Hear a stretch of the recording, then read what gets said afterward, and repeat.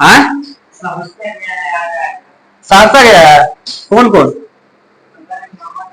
सौरभ गया है और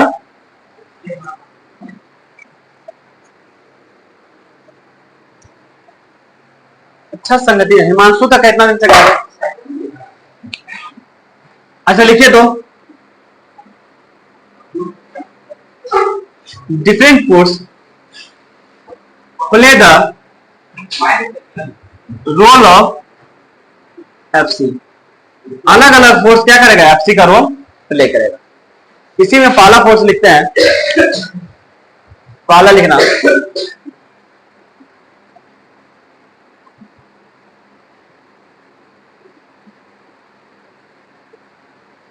कौन सा देख रहे हैं? Gravitational force. देखना ध्यान से, पहले देख लो तीनों उसके बाद लिखना। पहले तीनों देख लो उसके बाद लिखना। देखो ग्रेविटेशनल फोर्स एफसी का कैसे रोल प्ले करेगा। देखना बाबू, एक मास m1 है बॉडी, दूसरा क्या बाबू m2 जो है m1 के दो चारों तरफ रिवॉल्व कर रहा है। चारों तरफ क्या कर रहा है? क्या कर रहा है? रिवॉल्व कर रहा है। इसका जस्ट एग्जांपल देंगे प्रैक्टिकल लाइफ में। तो अर्थ जो है सन के चारों तरफ क्या करता है? रिवॉल्व कर रही है। तो अर्थ रिवॉल्व अराउंड द सन। ये सन है, सन के चारों तरफ क्या है? अर्थ रिवॉल्व कर रही है। Yes no? रिवॉल्व कर रही है क्यों? क्योंकि एक फोर्स लग रहा है सेंटर की तरफ, उस फोर्स का नाम एफसी है। उस फोर्स का नाम क्या है? इन दोनों के बीच जो फोर्स लगेगा दो मास के बीच, क्या होता है भाई? Gravitational force. क्या होता है? याद है जी m1 m2 भाई क्या पढ़ाए थे? आर स्क्वायर पढ़ाए थे? नहीं पढ़ाए थे? दो मास के बीच जो फोर्स लगेगा क्या होगा? जी m1 m2 by gravitational force बोलते हैं। ये फोर्स किसके बराबर हो जाएगा? एफसी के बराबर। क्योंकि सेंटर की तरफ जो भी फोर्स लगता है उसको क्या कहते हैं? याद है ना?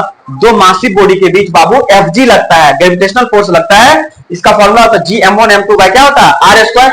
और अभी आपको पढ़े हैं जो फोर्स सेंटर की तरफ लगेगा उसको किसके बराबर कर लेंगे? एफसी के बराबर। किसके बराबर कर देंगे? एफसी करवा। एफजी किसके बराबर होगा? एफसी। जी m1 m2 बाय क्या हो जाएगा? और एफसी बराबर क्या होता है? एम भी स्क्वायर बाय। तो भी कौन एम कौन सा होगा बताओ? रिवॉल्व कौन सा कर रहा है? 2 या 1? 2। तो एम भी स्क्वायर में क्या लिखोगे? आर। एम भी स्क्वायर में क्या लिखोगे? नहीं हो जाएगा क्या? बोलो नहीं बना लोगे क्या? ये लिख लोगे कि नहीं लिख लोगे? सिर्फ यहां पे आपको इतना समझना था, अलग अलग फोर्स एफसी का रोल प्ले करेगा। जो फोर्स सेंटर की तरफ लगेगा उसको एफसी के बराबर लिख देना। किसके बराबर लिख देना? Net force along the center is equal to fc। along the center is equal to net force toward the center या net force along the radius is equal to fc कर देंगे। क्या कर देंगे? fc के बराबर कर देंगे। क्लियर है? यहां तक क्लियर है? अब देखना ध्यान से, दूसरा फोर्स एक और आएगा। दूसरा फोर्स लेते हैं टेंशन फोर्स। दूसरा फोर्स कौन सा लेते हैं? Tension force. ये भी रोल प्ले करेगा किसका? एफसी का। देखो कैसे, एक रस्सी लेते हैं भाई, रस्सी में बॉल बांध देते हैं, इसको पाइवोट किए हैं। पाइवोट मतलब बांधे हैं। आइए अब ऐसे रिवॉल्व कर रहा है। ऐसे क्या कर रहा है? नहीं समझ रहे हैं? अरे रिवॉल्व करेगा नहीं, ये सर्कुलर टाइप से घूमेगा ना, ऐसे बांध कैसे चाहोगे नहीं घूमेगा क्या? घूमेगा। तो ये जो इसमें जो फोर्स लगेगा रस्सी में, कौन सा फोर्स लगता है भाई? Tension force. कौन सा लगता है? और जो फोर्स टेंशन किधर लग रहा है? सेंटर की तरफ। तो क्या हो जाएगा? एफसी बराबर क्या हो जाएगा? टेंशन। एफसी बराबर क्या हो जाएगा? ये हो जाएगा एम बी स्क्वायर। मास है बॉडी का एम, भी वेलोसिटी मूव कर रहा है, M B square by are.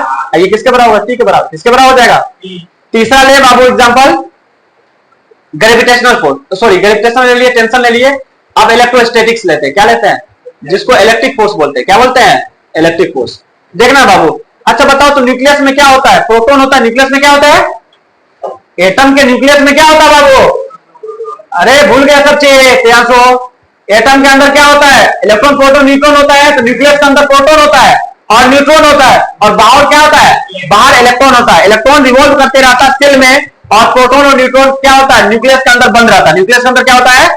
तो देखो बाबू, इलेक्ट्रॉन ऐसे रिवॉल्व कर रहा है, इलेक्ट्रॉन पे माइनस चार्ज और प्रोटॉन पे क्या होता है? Plus charge. कितना होता है? तो कहोगे जेड क्यों लिखे? जितना एटॉमिक नंबर होता है उतना ही प्रोटॉन होता है। उतना ही क्या होता है? एक प्रोटॉन पे प्लस ई चार्ज। तो जेड प्रोटॉन पे कितना ई चार्ज हो जाएगा? प्लस जेड ई, प्लस जेड ई। अब बताओ, इलेक्ट्रॉन और प्रोटॉन अपोजिट चार्ज है, जिसमें अट्रैक्शन होगा। क्या होगा? तो इसको इधर खींचेगा कि नहीं खींचेगा? नहीं तो भाग नहीं जाता दूर। तो ये जो खींच रहा है, ये जो सेंटर की तरफ लगेगा, कौन सा फोर्स लगेगा? एफसी है। लेकिन यहाँ जो दो चार्ज के बीच जो फोर्स लगेगा उसको एफई बोलेंगे। क्या बोलेंगे? एफई। एफई किसके बराबर हो जाएगा? एफसी के बराबर। किसके बराबर हो जाएगा?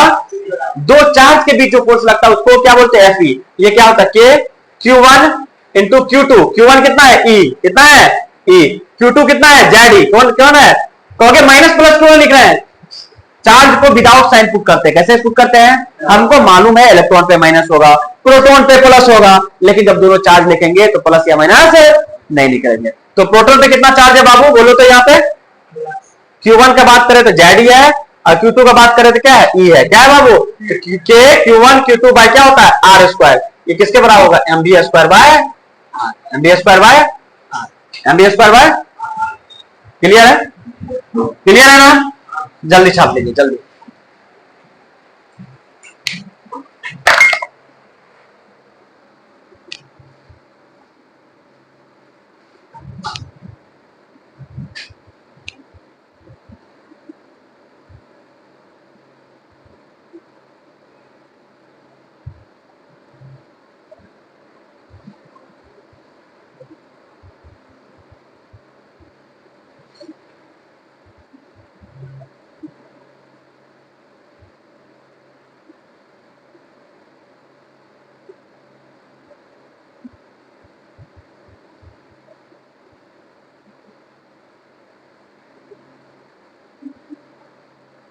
क्लियर है भाई,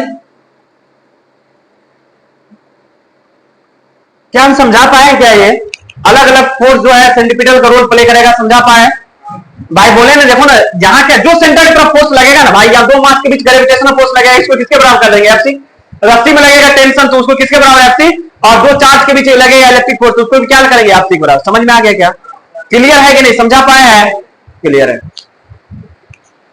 तो अब से जो भी फोर्स सेंटर का टुवर्ड्स आएगा उसको क्या लिखेंगे बाबू, क्या लिखेंगे एफसी लिखेंगे, क्या लिखेंगे